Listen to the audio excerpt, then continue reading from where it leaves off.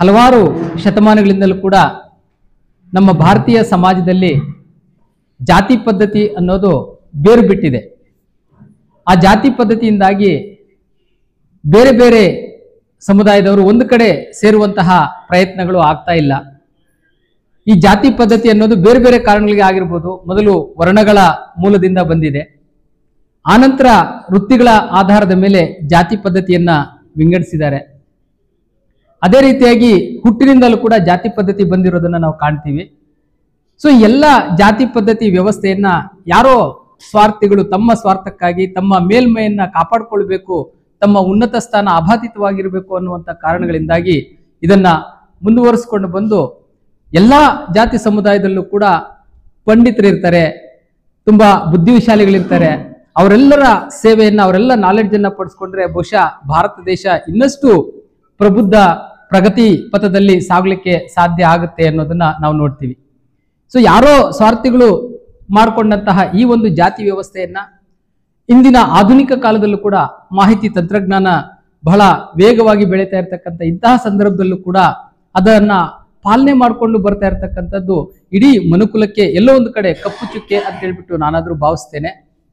ಇಂತಹ ಸಂದರ್ಭದಲ್ಲೂ ಕೂಡ ಹಳ್ಳಿಗಳಲ್ಲಿ ಮೊದಲಿಂದಲೂ ಕೂಡ ಸಾರ್ವಜನಿಕ ಸ್ಥಳಗಳಿಗೆ, ಅದು ಕೆರೆ ಆಗಿರ್ಬೋದು, ಬಾವಿ ಆಗಿರ್ಬೋದು, ಹೋಟೆಲ್ಗಳಾಗಿರ್ಬೋದು, ದೇವಸ್ಥಾನಗಳಾಗಿರ್ಬೋದು, ಅಲ್ಲೆಲ್ಲನೂ ಕೂಡ ಅಸ್ಪೃಶ್ಯ ಸಮುದಾಯ ಅನ್ನಿಸ್ಕೊಂಡಿರ್ತಕ್ಕಂತಹ ವಲಯ ಸಮುದಾಯ ಅಥವಾ ಮಾದಿಗ ಸಮುದಾಯ ಅಥವಾ ಇನ್ನಿತರೆ ಅಮಂಗಳ ಕಾರ್ಯಗಳನ್ನ ಮಾಡ್ತಾರೆ ಅಂತ ಹೇಳ್ಬಿಟ್ಟು ಕೆಲವೊಂದು ಸಮುದಾಯಗಳನ್ನ ಬೇರೆ ರೀತಿಯಲ್ಲಿ ಕಾಣ್ತಕ್ಕಂಥ ಒಂದು ಸಂದರ್ಭದಲ್ಲಿ ಅವರಿಗೆ ಪ್ರವೇಶವನ್ನ ನಿರಾಕರಣೆ ಮಾಡ್ಕೊಂಡು ಬಂದಿರತಕ್ಕಂಥ ಒಂದು ಇತಿಹಾಸವನ್ನ ನಾವು ಕಾಣ್ತಾ ಇದ್ದೇವೆ. ಆದ್ರೆ ಇದು ಎಷ್ಟು ದಿನ ಅಂತ ನಾವು ಇದೇ ರೀತಿಯಾಗಿ ಮುಂದುವರಿಸ್ಕೊಂಡು ಹೋಗ್ಬೇಕು. ಇದಕ್ಕೆ ಎಲ್ಲೋ ಒಂದು ಕಡೆ ನಾವು ಪ್ರಜ್ಞಾವಂತ ಸಮಾಜ ಅನ್ನುವಂಥದ್ದು ಓದ್ದವ್ರು ಇದ್ದಾರೆ, ಬುದ್ಧಿವಂತರಾಗಿರೋರು ಇರ್ತೀವಿ, ಅಥವಾ ಕೆಲವೊಂದು ಅಧ್ಯಾಪಕರು ಇರ್ತೀವಿ. ಎಲ್ಲರೂ ಕೂಡ ಏನಾದ್ರೂ ಮಾಡಿ ಇದನ್ನ ತಡಿತಕ್ಕಂಥ, ಇದನ್ನ ಮುಕ್ತಗೊಳಿಸ್ತಕ್ಕಂಥ ಒಂದು ಪ್ರಯತ್ನಗಳಾಗಬೇಕು ಅನ್ನುವಂಥದ್ದು ನಿರಂತರವಾಗಿ ನಡೀತಾ ಇರ್ತವೆ ಆ ಕಾಲಕ್ಕೂ ಕೂಡ.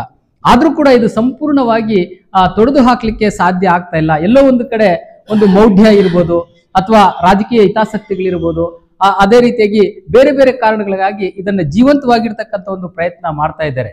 ಈ ಜಾತಿ ವ್ಯವಸ್ಥೆ ಅಂತಕ್ಕಂಥದ್ದನ್ನ ಏನ್ ಮಾಡಿದ್ದಾರೆ ಅಂದ್ರೆ, ಒಂದು ಜಾತಿ ಇನ್ನೊಂದು ಜಾತಿಗಿಂತ ಮೇಲ್ಸ್ತರದಲ್ಲಿ ಇಟ್ಟಿರೋದನ್ನ ನಾವು ಕಾಣ್ತಾ ಬರ್ತಾ ಇದೀವಿ.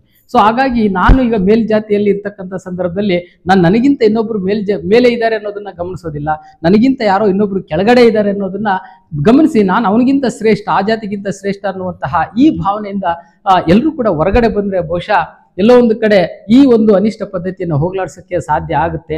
ಸೊ ಆ ಒಂದು ನಿಟ್ಟಿನಲ್ಲಿ ಈ ಒಂದು ಸೂಕ್ಷ್ಮತೆಯನ್ನ ಗಮನಿಸಿದಂತಹ ಡಾಕ್ಟರ್ ಶಿವಪ್ಪ ಅರಿವು ಸರ್ ಅವರು ನಿಜವಾಗ್ಲೂ ಕೂಡ ತುಂಬಾ ಉತ್ತಮವಾಗಿರ್ತಕ್ಕಂತಹ ಒಂದು ಕೆಲಸವನ್ನ ಇವತ್ತು ಮಾಡ್ತಾ ಇದ್ದಾರೆ. ಅನೇಕ ಹಳ್ಳಿಗಳಿಗೆ ಅವರು ಭೇಟಿಯನ್ನ ಕೊಟ್ಟು ಅಲ್ಲಿ ಮೇಲ್ವರ್ಗದವರ ಹತ್ರ ಮನವೊಲಿಸಿ, ಅದೇ ರೀತಿಯಾಗಿ ಕೆಲವು ಅಸ್ಪೃಶ್ಯ ಸಮುದಾಯದವರು ಕೂಡ ದೇವಸ್ಥಾನಗಳಿಗೆ ಹೋಗೋದಕ್ಕೆ ಹಿಂಜರಿತಕ್ಕಂಥ ಒಂದು ಸಂದರ್ಭಗಳಿರ್ತವೆ, ಅಥವಾ ಮೇಲ್ವರ್ಗದವ್ರ ಮನೆಗಳಿಗೆ ಹೋಗೋದಕ್ಕೂ ಕೂಡ ಹಿಂಜರಿತಕ್ಕಂಥ ಒಂದು ಸಂದರ್ಭಗಳಿರ್ತವೆ.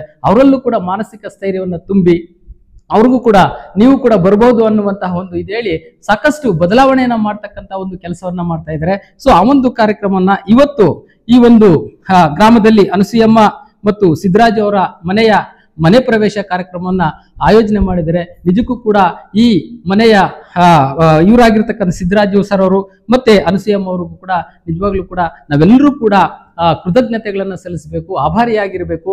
ಇಂತಹ ಒಂದು ವಿಶಾಲವಾಗಿರ್ತಕ್ಕಂಥ ಮನಸ್ಸನ್ನು ಇಟ್ಕೊಂಡು ಸೊ ಎಲ್ಲರೂ ಕೂಡ ಸಮಾನರು, ಎಲ್ಲರೂ ಕೂಡ ಒಂದಾಗಬೇಕು ಅನ್ನುವಂತಹ ಒಂದು ಭಾವನೆಯನ್ನು ಇಟ್ಕೊಂಡು ಇವತ್ತು ಈ ಕಾರ್ಯಕ್ರಮವನ್ನು ಆಯೋಜನೆ ಮಾಡ್ತಾ ಇದ್ದಾರೆ. ಸೊ ಇಂತಹ ಕಾರ್ಯಕ್ರಮಗಳು ಇನ್ನಷ್ಟು ಮುಂದುವರಿಲಿ, ಇನ್ನಷ್ಟು ಜನರು ಅದನ್ನ ಅರಿತು ತಮ್ಮ ತಮ್ಮ ಮನೆಗಳಿಗೂ ಕೂಡ ಅದನ್ನ ವಿಸ್ತಾರ ಮಾಡಲಿ, ಗ್ರಾಮಗಳಿಗೂ ಕೂಡ ವಿಸ್ತಾರ ಮಾಡಲಿ.